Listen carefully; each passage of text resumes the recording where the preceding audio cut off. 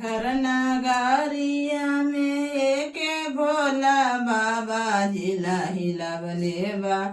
सामारे सूरतिया या नामोल जिला हिलावले बा सामारे सूरतिया या नामोल जिला हिलावले बा भोले बाबा के गलवा में सरपा के मालवा सरपा के मलवा जिला हिलावले बा नागवा छोड़ो है फोफोकार जिला हिलावले बा नागवा छोड़ो है फोफोकार जिला हिलावले बा देवघर नगरिया में एक भोला बाबा जी एक भोला बाबा जिला हिलावले बा सामारे सूरतिया या नामोल जिला हिलावले बा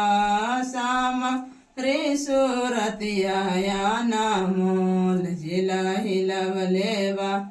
भोले बाबा के शेरावा में लंबे लंबे जटवा जी लंबे लंबे जटवा जिला हिलावले बा जटवा से बहे गंगाधार जिला हिलावले बा जटवा से बहे गंगाधार जिला हिलावले बा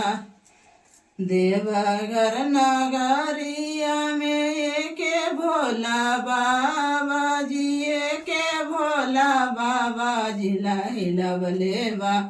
सामारे सूरतिया या नामोल जिला हिलावले बा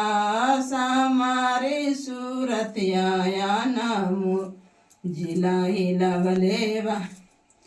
भोले बाबा के हाथवा में तीरा छुलडा मारुआ जी तीरा छुलडा मारुआ जिला हिलावले बा डामारू बाजो है या नामोल जिला हिलावले बा